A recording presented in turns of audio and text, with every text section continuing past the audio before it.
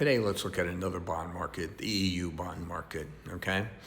So we all know, or at least on this channel, we've been saying that there's going to be a cutback. We don't know what percent of Americans, people around the world invested in the US markets.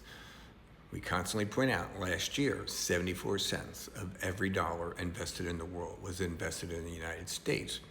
So we think that reallocation is going to lower that down. Okay, the money is going to go elsewhere, and people have to figure this out. And you look at yesterday and the day before's videos, it's a tough choice, right? As we said yesterday, it's Tina. There is no alternative, real alternative to the US dollar at this time. Will it change?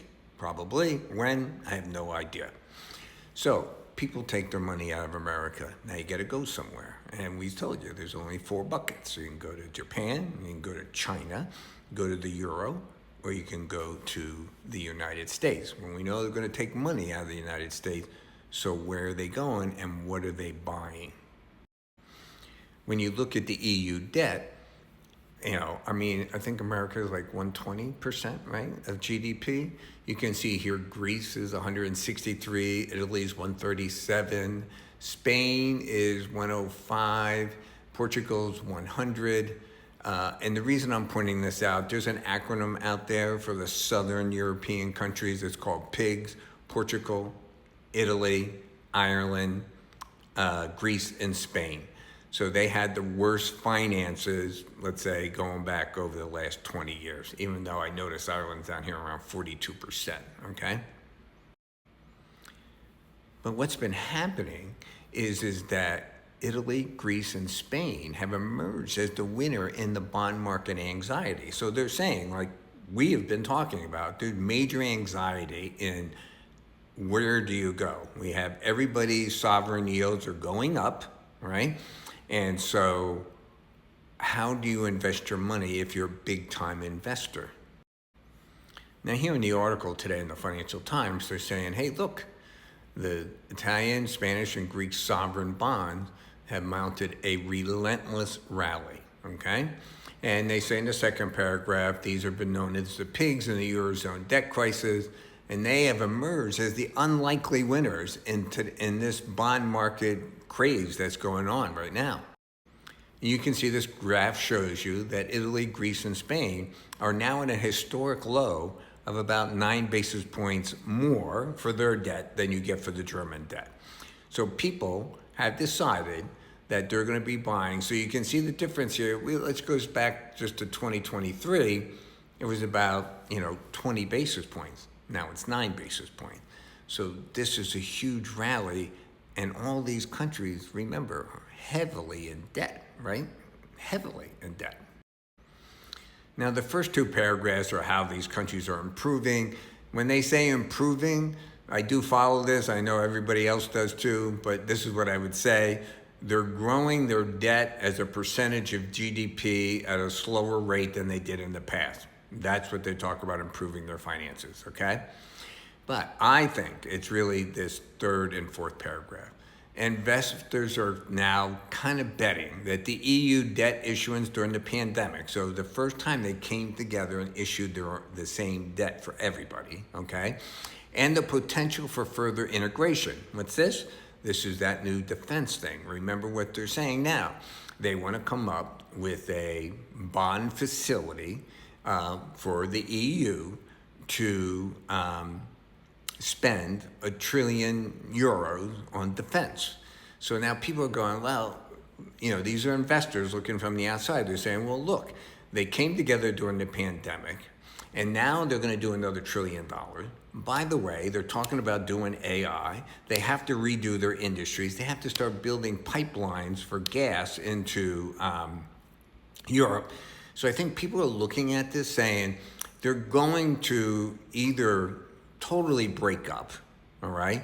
Or they're going to come together and build a new world, a European world, not the euro. Remember, the euro is just a currency. That's all it is. They don't vote. They don't allow their banks to merge. Look at the defense industry. America is the biggest defense contractor in the world. We have 34 major contractors that we work with in America. When you look at Europe, which has a very small defense industry compared to the United States, they have 78 different companies that they order from. Because what it is each country has their own defense industry, small, but they have their own defense industry. And this is what people are talking about, that Europe has to end. Europe has to sit there and say, we're going to build a tank. Okay, let's build it in France, but we all pay for it. We all get it. If we're going to build a plane, let's do that, right? So look at Europe. Europe just signed a deal with Japan to build the Generation 6 fighter. This is the first time they did that. So people are looking at Europe. Are they finally going to come together as a political, economic, and military entity? And if they do, what's the debt that you can bet on that's going to do better than everything else? And I would argue, like obviously people are saying, is let's buy the PIIGS. So the article ends here that, people are worried that, let's say that doesn't happen, then what do you have to do? And this guy, Gordon Shannon, he sits there and says, hey, they're missing the wood for the trees and thinking this place to ride out. An increasing focus on fiscal weakness is the most indebted governments in Europe, which again, doesn't seem to be like the smartest thing to do. But I think the bet is that the EU is going to come together as a political, military, and economic organization, which it has not been in the past. So here's what our global reserves are made up of, all right? 46% is the dollar, 16% is the euro, 18% are all the other currencies, and 20% is gold. And this has come about because gold has now just superseded other currencies and the euro as held in reserve by all the countries. And we've done several videos in the past showing that the euro was just like 5 or 6 years ago, like 40% of the reserves. And when we did our video, it had dropped to 22%. And here now, 7-8 months later, it's 16%. And what they're buying inside the euro are all the Southern European countries' debt. So what does this mean to us? Well, it means that we're kind of on the right track, that people are reallocating away from America. You saw that we're kind of coming down a little bit to 46% of the global reserves, all right? And that could increase if we come in with this new tax and expropriate our treasury. So, this is just today. And so the question is are these people right in buying the Southern European debt because Europe is going to come together and thereby all the debt will be one debt? They may be in each individual country. How that's going to work out, I have no idea. But they have to work it out. So we're going to see certain things that'll give us a clue if this is going to happen.